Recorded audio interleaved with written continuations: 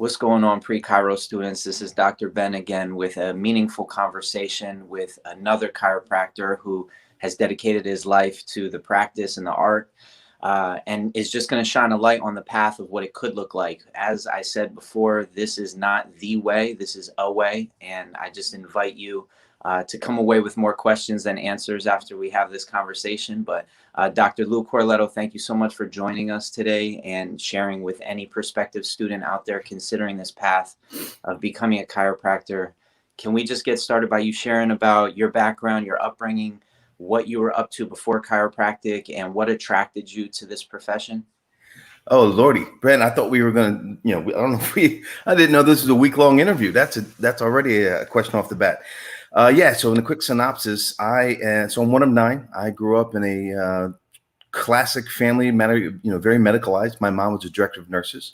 Two of my sisters work in major metropolitan hospitals. So I grew up deeply rooted in the American way, underneath the auspices of the allopathic paradigm, deeply rooted in the family.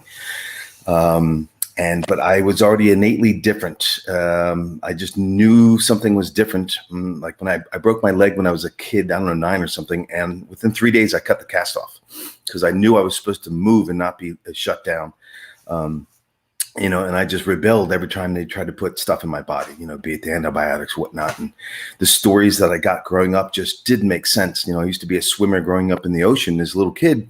But I only got ear infections in 1 ear, right? But I didn't swim like this, right? I mean, both ears were in the water. So the stories just didn't make sense. Even as a young kid, I knew this paradigm I was being fed just didn't work for me. So what attracted you to chiropractic? How did you discover it? It's not something that's right in front of you. You have to seek it out, or it has to kind of show up.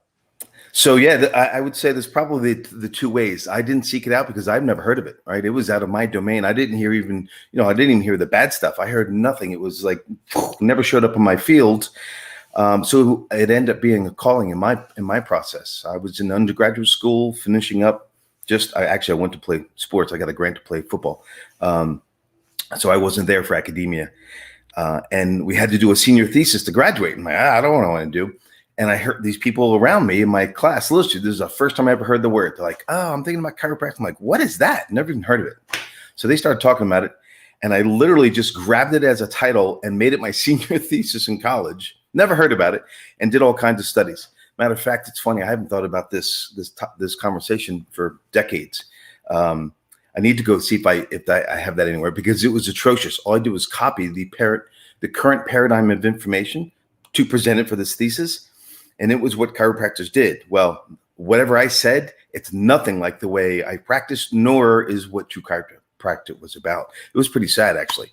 But that created an exposure to me. Like, what is this thing? And then it kept unfolding. The next thing I know, I'm back after graduation, working in a chiropractic office. And the next thing I know, I'm sitting in the parking lot at Life College going, how did I get here? I feel like Scotty beamed me down. Right. I'm in orientation going, what's going on? But as soon as I heard them start talking the philosophy, my soul awoken and it was game on from there. Mm-hmm. And can you speak of that sort of introspective process that chiropractors go through in discovering who they are and discovering how chiropractic can really be almost a compass or a guide to stay connected within, and also how it transferred into your path? Yes. So back into the classic, when I grew up, my parents were my mom was a director of nurses. My dad was an engineer. We grew up up north in a classic Roman Catholic family, right? So 1 of 9 kids. Yet I never felt connected to the creator of life than I did when I started tapping into chiropractic philosophy. And then when I started getting adjusted, that's when I understood this concept of what God was. Even though I spent every single Sunday in a 4-walled church, I understood the intellect, but I never connected to this thing, this universal intelligence, this source of love, until I discovered chiropractic. And I can only imagine what that sounds like from somebody who maybe have never experienced an adjustment or understand what the philosophy is. If they're watching this video going, oh, great, welcome to woo-woo land, right? Since you don't know me, if you're watching this tape, I would be the last person on the planet connected to woo-woo. Trust me on that, right? Yet experience speaks volumes. So there's this thing in chiropractic. Ben knows this. I'm talking to you guys that are watching the video. It's called ADIO, ADIO, above, down, inside out. And it runs this true aspect of life. So it helps you remember who you be, you, right? So my vernacular is we're the driver, not the vehicle, meaning you're the spirit or innate intelligence that runs this machine, this body. You are not the body. Right. So when you start tapping into that, you're now tapping into the infinite potentials of who you are, what your life's about, and then how you can help and serve other people. So the gift of chiropractic is really to help other people do the same thing. Right. It's not to get into your ego and start fixing and curing stuff. That has nothing to do with it. Chiropractic actually was never meant to be in the healthcare field, period. It's about helping people make transitions and grow and evolve in their consciousness, discover their purpose for being on the planet and express that, and then, live heaven on earth, man. Mm-hmm. And exactly why I said that every chiropractor that really embraces that way of being, that way of thinking, goes into their own journey, goes inward into their own journey. And that's, I've heard you tell stories of healing crises or breaking your back, or really having to tap in to faith, but also just having to trust in innate intelligence and really be guided by this healing process. Can you speak on that for a little bit? Sure. Yeah, that's a beautiful, that is the hero's journey. We all go through a process. All right. So Joseph Campbell's work, The Hero's Journey, we all go through a process where we end up, going into some dark nights of the soul kind of stuff, and come out. If you're involved in chiropractic or not, that's part of the evolution. If you're into growth whatsoever. And in that process, the stuff that we want to run from is brought up for our lives. And so in my process, part of that became having traumas as a kid that I suppressed in order to get them out of my system. So yeah, when I was in high school, I went through the windshield of a car and broke my neck. This was pre-chiropractic. Rehabbed myself. Still went to college and played football, which I wasn't supposed to be walking, let alone playing contact sports. Then I always got motorcycle wreck, broke my pelvis. So by the time I was 45, I think I broke my spine like 4 different times. So I got busted up a few times. But once I tapped into the wisdom and the truth and the possibilities within this thing called chiropractic, I realized that healing doesn't come from the outside, as the world has taught us, right? As the dominant narrative is that everything happens from outside in. You can't get well from a fever, let alone a virus or a broken spine, unless something fixes you from the outside. And that's just not true whatsoever, right? So to put this truth to the test, I laid it upon myself. So after having fractured my spine, I ended up going face down 5.5 weeks, not a single pill, not an antibiotic, not a pain pill, nothing. Got adjusted the whole time, did some breath work and energy work, but the adjustments were key. Got up after 5.5 weeks being face down. The next day, got on a plane and went to Bonaire and went scuba diving for a week. And then, 100% back into full function.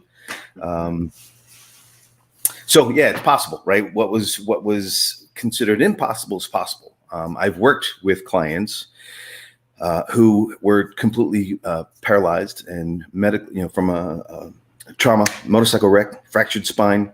The MD said, this was the chief of surgery, said if they don't do a complete laminectomy, which is taking off the back part of the spine, so the cord can decompress, this person's cord's going to liquefy and die and they'll never walk again.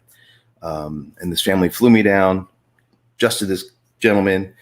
Within 3 days, he's moving his quads. Within 5 days, moving his toes. And the neurosurgeon says, this is medically impossible. I said, probably, but it's not chiropractically impossible. 3 weeks later, we're back into his home in Argentina, adjusting him there, where he's now crawling, still doesn't have bladder and bowel control. He lost everything. He was paralyzed from the nipple down after the wreck. Before that, he was a high-level athlete. Flew to Argentina, worked with him. Long story short, 3 months after the fractured spine, when he became completely paralyzed, he's up and walking, has bladder control, bowel control. 6 months later, he flew from Argentina to the U.S., came up and worked with him. Now, 10, 12, some odd years later, 3 kids, successful private practice chiropractor, and has opened up the first chiropractic college in all of Latin America. You've had a particular connection, strong connection to Latin America, and I don't want to pivot from the spontaneous healing stories, but I do want to touch on your involvement in and experience just going to Latin America, serving the people through a just world, but also being on these service trips alongside fellow chiropractors, and also just being able, like you just mentioned, going down to Argentina and being able to serve somebody, basically having a global effect or having a global capacity to travel anywhere in the world and serve Yeah. somebody. Can you speak to the sort of breaking cultural boundaries, breaking language boundaries, being able to connect with people from all walks of life through this thing called chiropractic, and how that's been able to serve you? Beautiful. Yeah. And through that vehicle, serving through chiropractic, that continued and still does, but especially in the dynamic that you're speaking to, really cracked open my awareness of life. So, geez, I don't think I was like 18 before I ever left the United States. And when I did, I went to Canada, right? That was my leaving the United States. I went to Canada. Nothing wrong with Canada, by the way, if there's any Canadians. I'm talking about I didn't leave the country, right? I'm still in first world. So my very first trip was going to El Salvador right after the Civil War ended. And oh my gosh, right? This was all history lessons. I didn't know people still lived like this. And lived like this, meaning being challenged, like all the stuff that we are spoiled with, especially in the West and the US culture. I had no clue. I was ignorant to that. And now here I am amongst some beautiful people. And that just cracked me open to desire to travel and experience other cultures firsthand and get a real world experience, not what media has been telling me things are, because I realized there was a break in continuity there. And then once that happened, yes, this call to continue bringing chiropractic to places that it's not was huge. So we created what's called a Just World, which is a nonprofit chiropractic humanity mission. And whatever, 25 some odd years ago, we went and started serving around the world, right? So yeah, Latin America was a big part, but we've been everywhere, right? We've been to Russia and Tibet and China and Mexico and Brazil a lot, Argentina a lot. Yeah, so I've been blessed to be on all 7 continents. I've adjusted people on all 7 continents, including Antarctica. And this gift of being able to connect. So one of the coolest things I learned was we'd show up to a country where we didn't speak the native tongue. And it was great, not from a cultural place, from a service place, because then we, the chiropractors, had to be really focused and centered to be able to take care of people. And the people that were sitting down to be served went into complete trust. And it was this bond that was just absolutely incredible, that a parent would hand their child to you prior to that, not knowing who you were or what you were really doing. But it wasn't ignorance. It was a place of trust. They knew something good was here. Otherwise, any parent in the world would never turn their child over unless they were coerced to do so. Here was a free offering, and they're going, yes, this feels right. And then once they saw what happened to themselves and their families, it blew up. There was no advertising except word of mouth. And we tens of thousands of people every single week would get hooked up, and lives would massively change. So, and then the reality that we thought we were serving them, but they were serving us. Yeah, and that number that you just mentioned is incomprehensible from a healthcare standpoint. A lot of young students are thinking, "Oh, I want to go and become a healthcare provider. I want to offer my services and my gifts to others and really help them live their best life, maybe." And you to say tens of thousands of people in one trip really is beyond comprehension, because in one doctor's whole career, they might only take care of a few thousand people, right? We're not talking about a whole career. We're talking about a week or two. Right. So just your capacity to serve is really amazing as a chiropractor. You've touched multiple times on travel, on connecting into nature, whether it's scuba diving, being in Antarctica. Can you talk about how nature plays a role in chiropractic, and how chiropractors may see themselves becoming more in harmony with nature, or looking at nature a different way as they start on this path? Sure. So from my perspective, right, this is one of the lost arts it's more than an art. It's a connection period for humanity, which is human beings have started to function like they're disconnected from nature. And this is one of the reasons, in my perspective, that humanity is suffering greatly is because they've unplugged from their original source. They want to think that they are removed from nature. And by doing so, they're suffering in every single way, health-wise and socially, consciously, everything.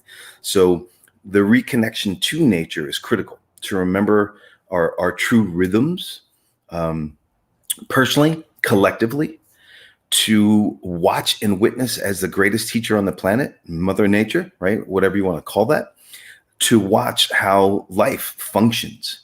Like right now, we're being taught this major narrative around the world is be afraid of your environment. Well, that's absolutely ridiculous. You need to learn how to coexist with your environment and be one with it, not separated from it.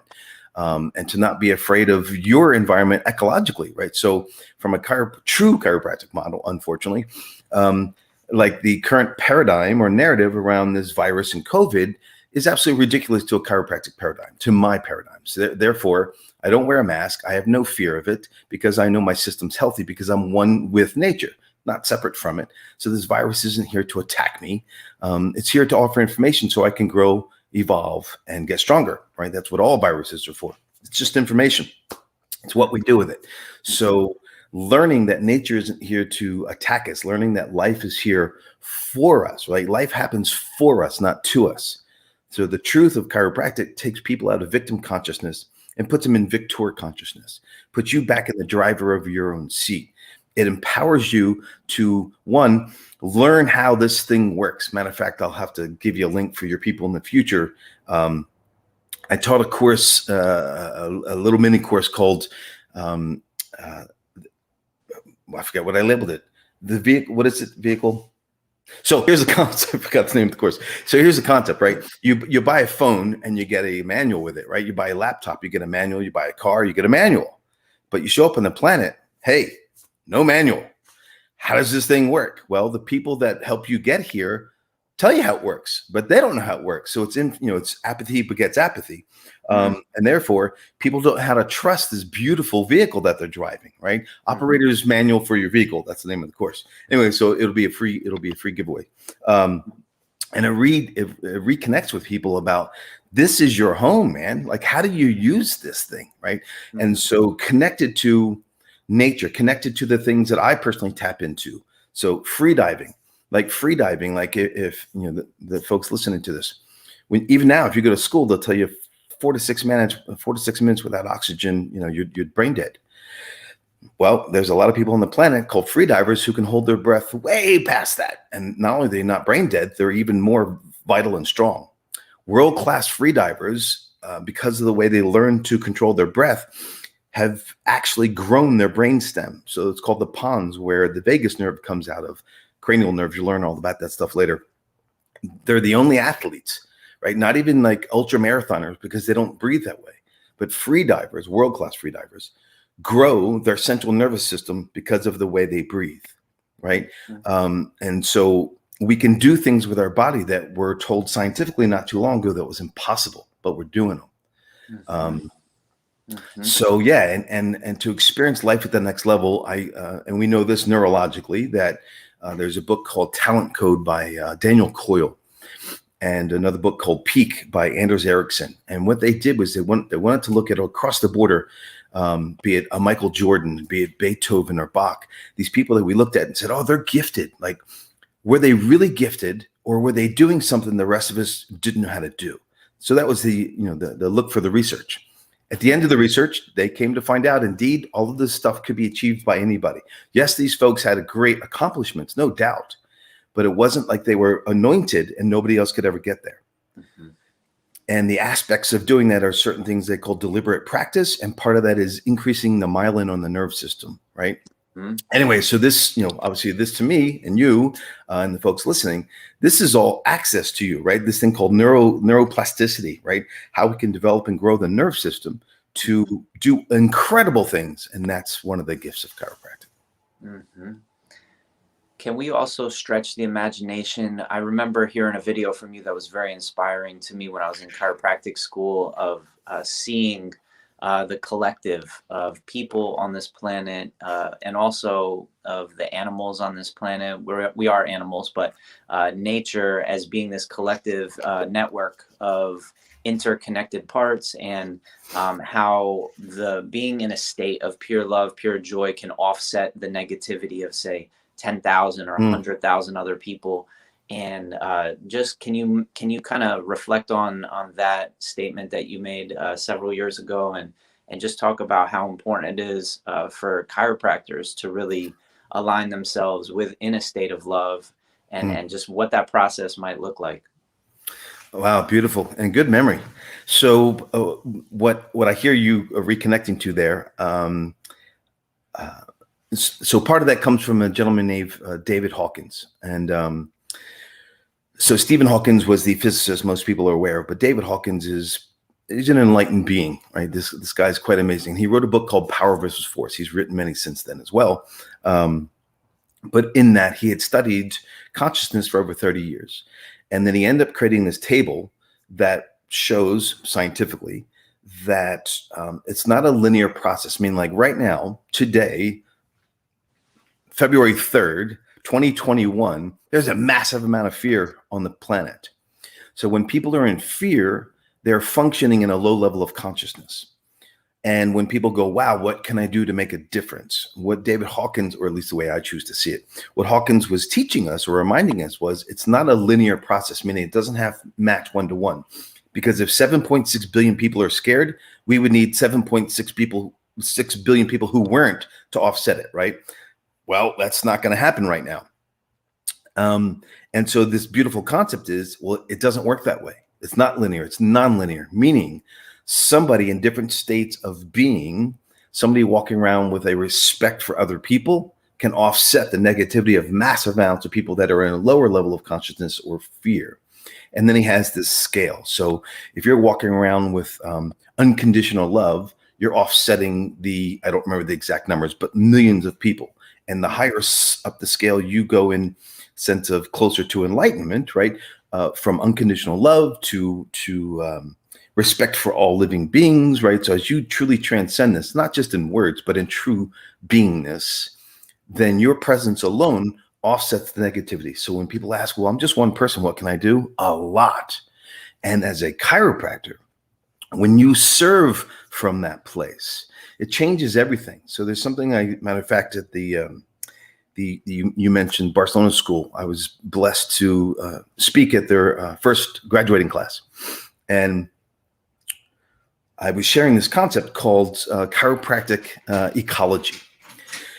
And for me, what I was sharing from this place is when the chiropractor shows up and serves from the place that we're now having this conversation, that intention, which is matched through their art form, the outcome on the person on the table is way beyond health, right? Health is nice, but it's a low runging on the ladder of level of expression and health and wholeness and why you're on the planet kind of thing, right? So in order to do those things, you do have to get healthy, but that's not the end all, right? That's just the beginning of the dance in the chiropractic world.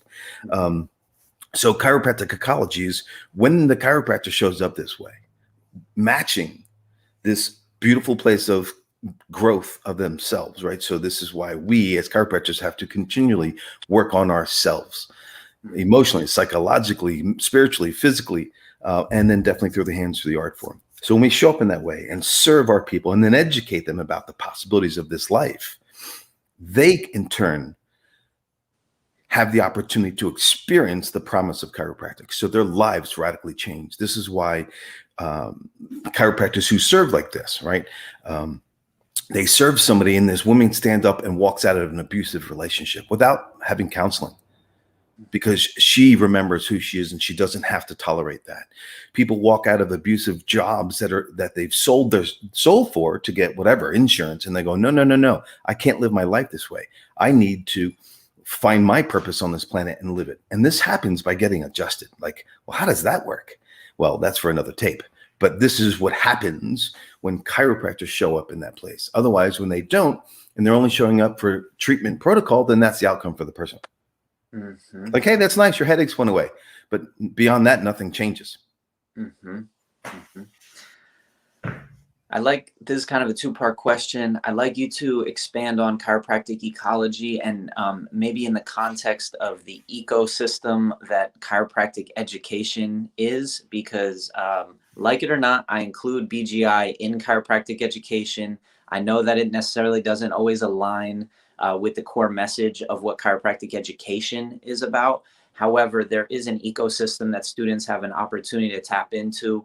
BGI is one of these outlets, one of these resources. I'd like to invite you to speak and share on your relationship with Sue and Katina and the work you've done through BGI, and then also apply that into the real life practice of what your art form looks like, what your expression has looked like while you were in practice. Ooh. Sue, That's a lot of brother. we don't have a lot of Yeah, time, so no, that's why I I want to got just you. throw it Yeah, all. yeah. So the first thing I hear when you set up this preference is the sadness in my heart, saying that BGI doesn't align with the chiropractic teaching protocol. That's sad, right? And just the fact that you need to make that statement is pretty sad. Um, so one of the, I'm going to say this now in case we don't have time, right? It's not even about this, what you've just asked me, but I choose to put this out there. I think one of the greatest things, this is back when I was going to school, going, hey, we got too many people showing up to chiropractic college that are not here for, clean reasons. So what if we did this? What if we made the prereqs like green book studies? Like pick some of the craziest green books and teach this to the students. Like, hey, this is what chiropractic is. And if this doesn't resonate, this would be a great time to walk away and do something else with your life, right? Let's make it easy for everybody, because 10 quarters into school, you get somebody that goes, man, this is not for me. Wow, what a waste of time and money for everybody. Versus you teach the green books and they go, wow, I never heard of this stuff. This sounds great. How do I get more? Welcome to chiropractic. Come on in, right? But then we need to follow that up in the chiropractic school, right? So both sides of the story there. Now back to what you asked me. So Sue, yeah, what a blessing to encounter this gentle, brilliant, amazing soul who is way ahead of her time, given this information to give to this profession, and they're still not ready for it. That's sad. So BGI is just an acronym for biogeometric integration. This brilliant woman understood sacred geometry and science. This lady, like, she read calculus for bedtime stories, right? Just off the charts, brilliant. And she understood the dynamics of the nerve system, and she understood the principles of chiropractic, like at this level. So when people are going, it doesn't match, they're still ignorant to the whole process. So the application. So I was blessed to work with Sue, and she asked me to help her develop a section of her work. It's called Paralysis, was how to access deeper aspects of the structural components of the spine, versus the subtle aspects through the soft tissue of ligaments, tendons, and all that good stuff, but how to get to the spine in a very gentle and specific way. So I helped her develop the BGIasis component of BGI. And so how is that? It's a language, and it's a way to see, not just serve, but see the individual, how to see your interaction with this individual, and then to see how they interact with their world, right? So chiropractic ecology, and then how that, because I am the center of my universe and connected to everything that I'm connected to, as are you, and as in everybody else, right? And using this framework to one, teach, educate, and access somebody's system at deeper, more profound levels really impacts their worldview and their willingness to take ownership of their lives, and then step out into the world in a powerful way. It's a powerful tool to facilitate the delivery and the promise of chiropractic, for sure. Hmm. I feel like that's enough. That right there encapsulates the essence of who you are and what chiropractic is to you, and how you see the world and your interconnectedness to it. Any final message for a pre-chiropractic student to dive deeper? You mentioned green books. Is there any other life experiences that that you recommend, and maybe just a question or two for them to inquire deeper? Yeah. So first of all, if you're watching, Ben, first of all, thank you, Ben, for doing this on behalf of chiropractic, the vocation, right? So there's a difference people watching this. The profession is this organized entity. I'm not really a big fan of it anymore. But the vocation of chiropractic is the pure call on the service, right? That 100% for. And if you're here connecting to this tape, that means there's a call within you, right? Or you wouldn't be watching these tapes. And listen to that call, right? Now, investigate that, because something's either driving you, pulling you from within, or driving you external to get in front of this thing. So tap into that, right? That's all. Really investigate it. What's going on? Go, get a hold of Ben's work, get a hold of real chiropractors. What I mean by that is people that are purely practicing it. There's too many people that have the shingle but aren't matching what it's about. Therefore, it creates confusion, right? So find the people that are really delivering it. Go watch them, listen to this stuff, and then you'll know, like, listen to that thing inside going, oh my God, what is this? I got to have more of it, right? Versus whatever that is, I don't want it. It's not for you. Move on. Go find the calling for you.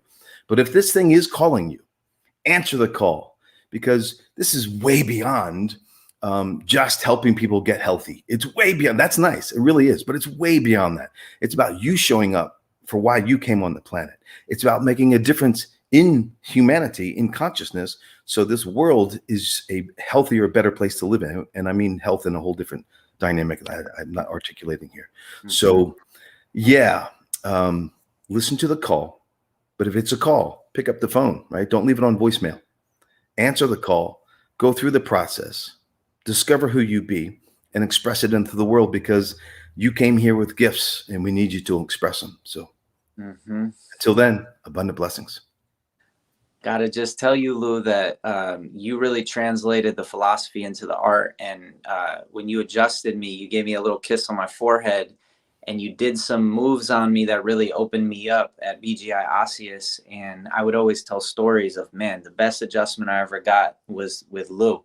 And then I started having some students say, man, the best adjustment I ever got was from Ben. And it really does make a difference, the work that you've done and the lineage that you've carried on. And I'm just proud to be able to keep carrying forth this lineage to that next generation, or anybody else that's interested in studying chiropractic and becoming a chiropractor one day. So thank you so much. Oh, honor and a privilege, sir. That means a lot to me, because that means I'm paying it forward.